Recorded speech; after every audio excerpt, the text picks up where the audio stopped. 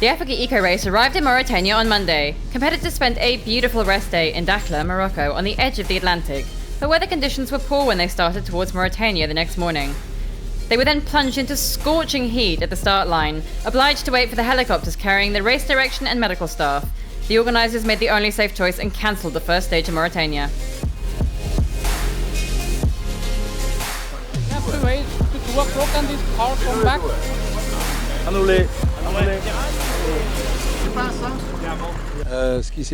There was very bad weather in Dakar. We postponed the departure. There was even a bit this morning. We were then able to take off but late, so we arrived quite late in Nouveaux. And as a result, the competitor stays 2 hours in the full sun. We didn't want to put them at risk. For security reasons, I preferred that. We could have left at 2, but to leave at 2 after they'd already driven to the liaison point, they got up very early this morning. We're not here to create drama nor to try and break people. They've already done enough. They waited a very long time in the sun, especially since at the start of the special stage there was absolutely nowhere to take shelter. So the decision was taken not to leave, for safety reasons.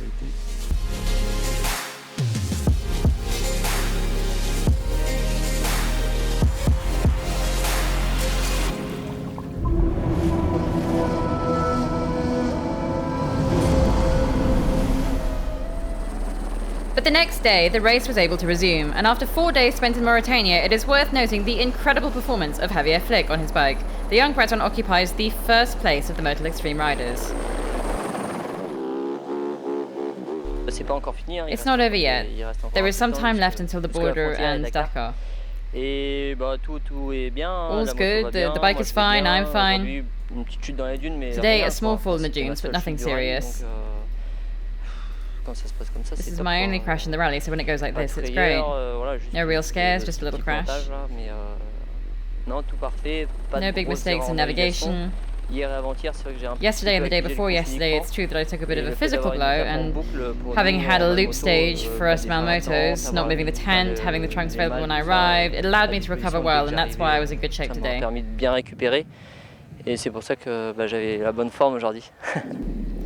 Maurizio Giurini had left Morocco in the lead, but after the first special, he conceded his first place in the general.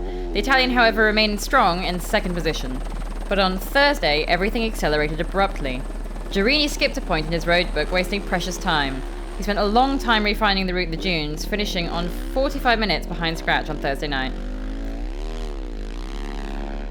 Leading the race, it's Stefan Svitko. The Slovak was the outsider, but Pal Andel Sylvester had identified him as a serious contender right from the start. The Norwegian had warned, be careful, Svitko will be dangerous. Well, he was right, because the Slovak has been consistent since the beginning of Mauritania, where he's had a great time on his KTM. Mauritania, for me, best. A very nice country, because no a lot of rock, more sand and more dunes, more piste sand, more sand. This is I have like sand. The classifications are therefore as follows.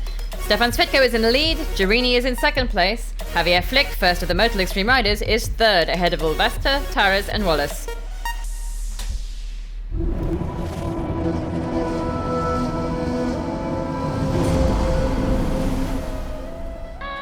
These men of the Motul Extreme riders rest in the shadows.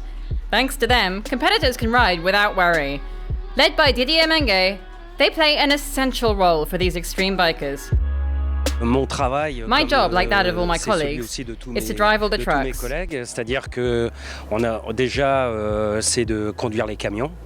After that, it is to transport all their equipment, their tents, so that they can sleep at night. Leur tente, pour qu'ils puissent dormir le soir, et puis voilà quoi. Donc surtout les aider moralement. And we provide moral support too. When they arrive, we help them to carry their malmoto boxes. We help them to put the motorbikes on a kickstand or stool. Voilà. Their day is governed by that of the bikers. They must be there at all times when needed. Le but, c'est the goal is to leave as soon as possible after the departure of the last motorcycle of the Malmoto. Après le départ de la dernière moto des Malmotos, et puis d'arriver, d'essayer d'arriver to try to arrive as quickly as possible so that they can already have in place the equipment and the tents with the heat we currently have, so they can rest underneath when working. Rester dessous pour travailler, voilà.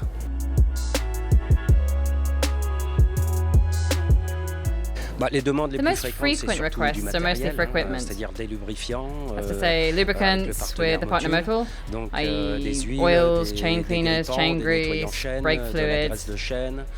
Du liquide it can go as far as fork oil if ever there is a fork problem de fourche. Et puis and then it's the cleaning products like paper, zip ties, jubilee clips, screws. Des colliers, de la visserie, voilà. But let's also ask Didier and his colleagues what more unusual requests they might receive. Au niveau mécanique, non. At the mechanical level, no, because in terms of parts, each bike is a bit special and often unique. So they have all their own parts. But more unusual requests, yes. It is rather in an administrative context. So a rider who left his passport in his suitcase, for example, we had to go back across the border so that he could then pass the border and get to the start of the stage. They are autonomous. Now we are here to help them, like holding a wheel, helping them to bleed brakes, moving the bike, etc. But we avoid assisting with repairs or helping them mechanically, because if something happens, then we bear some responsibility and that can get complicated. On évite de rentrer dans des réparations ou de les aider mécaniquement, parce que s'il arrive quelque chose et que on a une partie de responsabilité, ça peut être embêtant. Didier and his entire team have also got an important role to play when it comes to team morale, particularly when we get to the end of the rally. Déjà, je pense le sourire. Already I think a smile, a little word in the morning that makes you happy.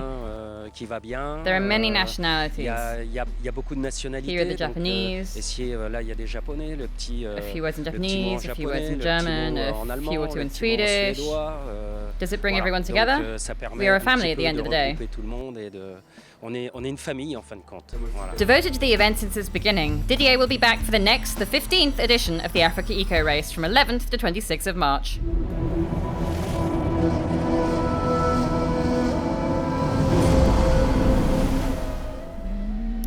It's Philippe Gosselin who's in the lead in the cars, SSV and trucks category. He tackles the course with the assistance of Christophe Crespo, an old hand whose experience helps them to avoid common pitfalls and adapt to every situation, a skill that proves a serious advantage in Mauritania. The last time I came, I had a lot of fun in Mauritania. I didn't have the same tyres. It was a lot of fun, it was nice. This year in Mauritania, it's a real joy to see all the vegetation growing everywhere. On the other hand, it makes it challenging to find the trails. And since I don't necessarily have tyres that I like, so it was a little more difficult than in Morocco, because in Morocco I enjoyed myself. But overall, when you have a ranking like mine, you're not going to complain, we just have to ride calmly. Mais bon, dans l'ensemble, les deux, quand on a un classement comme le mien, on va pas se plaindre, quoi. Voilà, dans l'ensemble, ça va, qu'on a juste à rouler tranquille. The SSVs continue to shine. After having set the 2 best times in Tuesday's stage, the fastest is currently the Senegalese, Jean Dagahayek, who is competing in his first rally raid. Benefiting from the experience of Patrick Antonioli, the pair find themselves doing better than they had expected. Non, pas du tout. Not at all. Dans la catégorie in the SSV category, we wanted to go for it. In the general classification, I think we are second, all categories combined. That's a nice surprise. We didn't really expect it. Patrick has been riding for many years, and I think he's never finished in the top 3.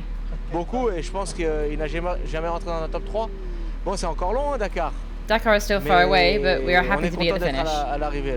The men in the cars suffer, but we enjoy the beautiful landscapes because we can't drive fast.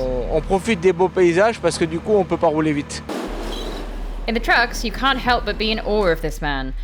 Thomas Tomczek leads the category despite being alone at the wheel of his Tatra, a real feat that sees him carry the weight of the world on his shoulders. The Czech is starting to tire.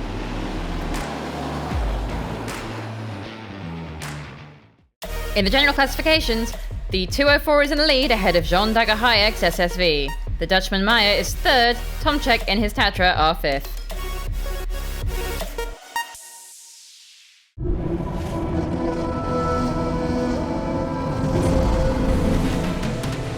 It was quite a gamble that Jean-Louis Schlesser and his son Anthony took on to relaunch the Africa Eco Race despite all the challenges, because they knew that the enthusiastic competitors were impatient to get back out into the desert. After 2.5 years away from this vast wilderness, the competitors were finally able to get back onto the stony Moroccan trails and the sand dunes of Mauritania.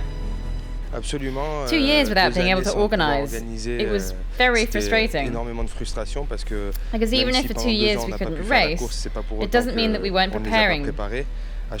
Each time it was a cancellation, then a postponement. So to finally be here in Mauritania is really a joy for everyone. We had to remember some mechanisms, automation that we had lost a little, but despite everything, the important thing is that the race can take place and that all the boxes are ticked. We had to restart the machine. We worried it might have seized up, but in the end, all ran smoothly and everything was a success. Logistically, it's really positive. Whether in customs, transport, etc., we are true to ourselves. It is really one of the trademarks of rallying. We had customs clearances that went perfectly well, perfect collaboration with the authorities of the countries crossed, and I intend to continue this momentum. The Africa Eco Race is now back on track. We are already thinking about the 15th edition, and this one will actually arrive very, very soon.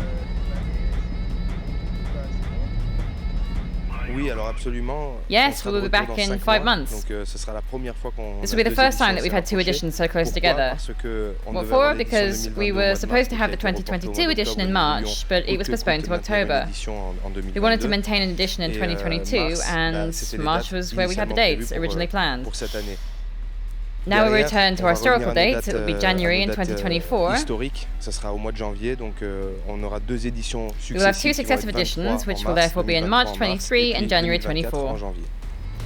There are only a few kilometers left now before joining the mythical Lac Rose in Dakar, Senegal. And now we leave you with some of the most beautiful clips.